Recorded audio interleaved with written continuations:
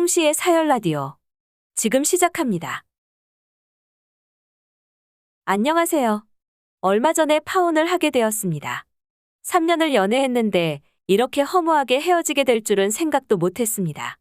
남자친구만의 잘못은 아니라고 생각해요. 아무래도 이런 문제들 때문에 어른들이 결혼은 당사자들끼리 하는 게 아니라고 가족과 가족이 하는 거라는 얘기를 하는 것 같아요. 연애할 때만 해도 남자친구는 항상 제 의견을 잘 따라주었기에 저희는 크게 다툴 일도 없었습니다. 근데 상견례 이후부터 균열이 생긴 듯해요. 남자친구가 작은 집 싫다며 취업을 하면서 대출 끼고 전세집을 얻어서 살고 있었어요. 오피스텔이나 아파트 같은 좋은 집은 아니었고 허름한 단독주택들이 즐비한 동네였죠. 20년 전부터 재개발 얘기가 나올 정도로 허름한 동네였지만 남자친구는 2명이 살아도 될 정도로 넓고 좋다고 하더라고요. 제가 봤을 때도 집이 워낙 넓어서 신혼집으로 쓰다가 돈부터 부지런히 모아서 이사 나가자고 했습니다.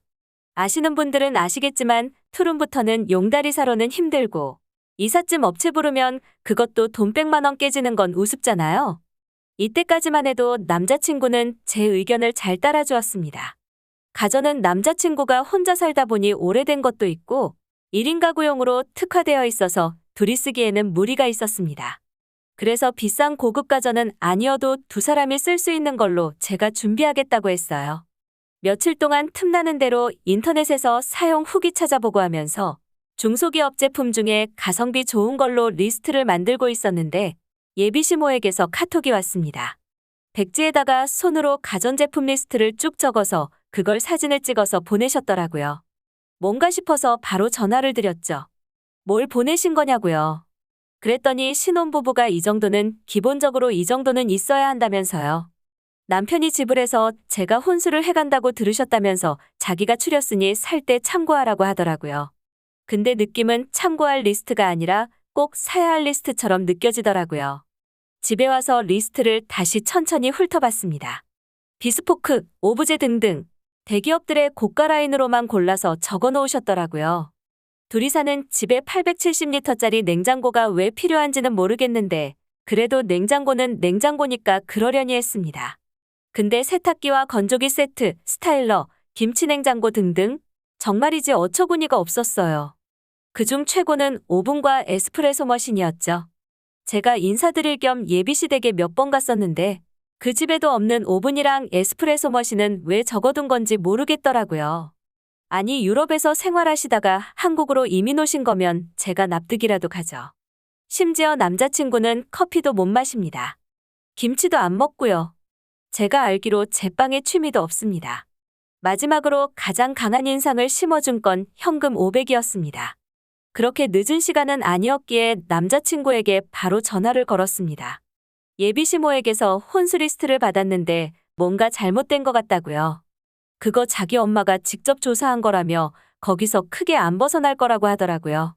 그렇게 얘기하는 걸 보니 남자친구도 리스트를 이미 본 듯했습니다. 그래서 남자친구에게 물어봤습니다. 너네 집에 이미 에어컨 설치되어 있는데 에어컨은 왜 새로 사야 하며 김치도 안 먹으면서 이렇게 큰 김치냉장고가 필요하냐고요. 냉장고도 우리 둘이 사는데 870리터나 되는 게 왜 필요하고 커피도 못 마시면서 에스프레소 머신이 왜 필요하냐고 하나씩 다 따져 물었습니다. 거기서 생각지도 못한 남자친구의 답변에 할 말을 잃었습니다. 에어컨이랑 김치냉장고는 시댁에 들어갈 거라고 하더라고요. 그래서 시댁 걸 왜 내가 사냐고 했더니 그건 자기도 잘 모르겠다며 자기 엄마랑 통화해보라더군요. 다음 날이 되어서야 예비시모에게 전화드렸습니다. 전해주신 혼수 리스트들 다 봤는데 근데 우리한테 과한 것도 있고 불필요한 게 너무 많다고 말씀드렸습니다. 그러면서 자연스럽게 김치냉장고랑 에어컨에 대해서 얘기했죠. 알면서도 한 번도 우리 집에 필요 없는 건데 왜 리스트에 넣어두셨냐고요. 예비시모는 아주 당당하게 말씀하시더라고요. 아무리 예물예단을 생략하기로 했어도 기본적으로 이 정도는 해야 서로 얼굴 붉힐 일이 없다면서요. 부담되냐고 물으시면서도 이 정도는 해야 남들 보기에도 구색이 맞고 그런 거라면서 자기들이 지분했으니까 혼수만 하는 건데 무리하는 거라고 생각 안 한다면서요. 현금도 500으로 줄여줬는데 혼수의 예단 원래 해야 하는 거에 비하면 아무것도 아니라고 하시더군요. 여기서부터는 제 영역이 아닌 듯 싶어서 대충 알았다고 얘기하고 전화를 끊었습니다. 그리고 부모님에게 리스트 보내드리면서 이게 도대체 맞는 거냐고 물어봤습니다. 엄마는 전세가 어떻게 집을 해온 거냐며 대출이자 어차피 같이 갚을 거 아니냐고. 그리고 상견례 때 집, 혼수 간섭안하고 예물예단도 생략하기로 해놓고서는 이게 무슨 양아치 짓이냐며 크게 화를 내셨습니다. 아빠도 이런 식으로 나올 거면 거지 같은 전세집 필요 없고 노후에 쓰시려고 전세 돌리고 있던 아파트 해줄 테니까 혼수 채우고 아파트값 10% 현금에단 맞춰오라고 전화라더군요. 다짜고짜 예비시댁에 지르면 큰 싸움 날 듯도 했고 아직은 개선의 여지가 있다고 생각해서 남자친구에게 먼저 얘기했습니다. 전세 아닌 자가로 집 구해올 테니까 혼수랑 아파트값에 10% 현금에단 맞춰서 가져올 수 있겠냐고요. 남자친구는 생각이 없는 건지 못할 건 뭐냐고 당차게 얘기하더라고요. 그래서 어떻게 저걸 다 해결할 거냐고 너 돈 많냐고 했더니 가전은 다 무이자 할부하면 되고 현금에다는 신용대출 땡기면 다 된다고 하더라고요. 어이가 없더라고요. 대출은 네가 혼자 갚을 자신 있냐니까 100%는 아니어도 자기가 대부분 갚지 않겠냐고 하더라고요. 얘기를 하면 할수록 개념이라는 게 없다는 걸 알았습니다. 그래서 남자친구한테 물어봤어요. 예비시모한테 직접 얘기할 거냐고요. 자기는 잘 모르겠으니까 저보고 알아서 하라더군요. 뭘 나 혼자서 알아서 하냐고. 결혼을 내가 너랑 하는 거지 니네 시댁이랑 하는 거냐고. 어떻게 그런 무책임한 말을 하냐니까 아무 말도 안 하더라고요. 정말 시간이 가면 갈수록 중간에서 저렇게 아무 생각 없이 대처도 똑바로 못하는 모습을 보니 신뢰가 점점 떨어지더라고요. 예비 시모에게 전화해서 다시 한번 물어봤습니다. 나는 남자친구가 살고 있는 그 허름한 전세집에 들어가는 이유도 돈 아껴서 빨리 우리 명의로 된 집 사려고 하는 건데 처음부터 이렇게 무리하는 건 아니다 싶다고요. 예물예단도 생략하기로 하셔놓고 뒤로 이렇게 따로 요구하시는 것도 좀 곤란하다고 말씀드렸습니다. 그랬더니 그게 몇 푼이나 된다고 뭐가 곤란하냐며 자기가 뭘 뒤로 요구했냐고 하시더라고요. 그리고 아무리 생략을 해도 그렇지 콩가루 집안도 아니고 기본적인 것마저도 다 생략을 하냐고 하더라고요. 남들이 보면 우습게 본다면서요. 도대체 주변에 어떤 분들이 있길래 우습게 본다는 건지는 모르겠지만 저는 납득도 안 가고 싸우고 싶지도 않았습니다. 그 순간 이런 생각들이 들더라고요. 내가 이렇게 굴복하고 시집을 갈 만큼 메리트가 있는 집인가? 남자친구가 그만큼 우리 부모님한테 잘할까? 하는 생각이 드는데 확신이 안 서더라고요. 그래서 예비시모에게 제안했습니다. 그럼 남들 볼 때도 떳떳하게 저희 집에서 전세 아닌 자가로 아파트 준비해 갈 테니까 시댁에서 혼수랑 아파트 값의 10% 현금예단으로 준비해 달라고요. 그랬더니 완전 내로남불이 따로 없더라고요. 이제 가족인데 뭘 그렇게 칼같이 따지냐면서요. 그러면서 저보고 치사하다고 그럼 반반하자고 하시더라고요.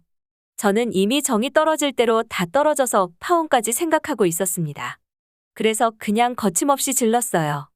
반반도 좋다고 저희 집 작아서 크게 부담 안 될 거라고 24평에 최근 실거래가 7억 5천이었으니까 3억 7천5백 주시면 된다고 했습니다. 2초 정도 말이 없으시더니 예비시모가 지금 뭐 하자는 거냐고 하시더라고요. 이제 남남이라고 생각하니 별 타격감도 없더라고요. 그리고 나서 저한테 했던 얘기 똑같이 해드렸습니다. 이런 거 칼같이 해야 남들이 우습게 안 보지. 한쪽에서 다 해버리면 남들이 콩가루 집안인 줄 안다고요. 예비시모는 뚜껑이 열렸는지 저한테 협박한답시고 한마디 뱉더라고요. 이 결혼 다시 생각해보자면서요. 그래서 제가 얘기했죠. 다시 생각할 필요 없다고요. 그냥 없었던 얘기로 하고 각자 갈 길 가면 될 것 같다고요.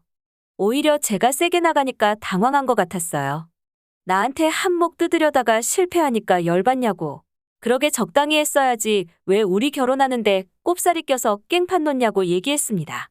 당신 덕분에 당신 아들 파혼하는 거니까 그런 줄 알라고요.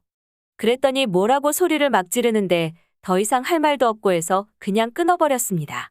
그리고 나서 그날 저녁에 남자친구한테 전화가 오더라고요. 엄마랑 무슨 얘기를 했길래 엄마가 저렇게 열받았냐면서요. 이제 가족인데 벌써부터 이러면 어떡하냐면서 제가 손 아래 사람이니까 사과하라고 하더라고요. 아마 정보 전달이 잘 안 된 것 같더라고요. 무슨 일이 있었는지 다시 얘기해줬습니다. 그리고 그 모든 과정에서 우유부단한 태도로 나에게 모든 신뢰를 잃어서 더 이상 연인 관계도 이어가고 싶지 않다고요. 그제서야 상황 파악이 된 건지 우리 둘이서 어른들 빼고 다시 결혼 준비해보자고 하는데 이미 모아둔 돈도 없고 생각도 없고 능력도 없는 거 다 입증했는데 제가 어떻게 다시 조율을 할 수 있겠어요? 그렇게 남자친구도 떨궈내고 결국 3년간의 연애와 결혼 준비 등 모든 건 기억 저편으로 사라졌습니다. 이 사건 이후로 명확해졌습니다. 결혼은 당사자 둘이 아닌 가족과 가족이 합이 맞아야 한다는 것을요. 주변에 결혼 성공하신 분들 보면 참 대단하다는 생각도 들지만 한번 데이고 나니까 결혼 생각이 싹 사라져버렸네요. 언젠가 다시 결혼을 꿈꿀 만한 좋은 사람과 좋은 시댁이 나타나겠죠? 홍시의 사열 라디오. 오늘 이야기 여기까지입니다. 구독과 좋아요 눌러주시면 재밌는 이야기 준비하겠습니다.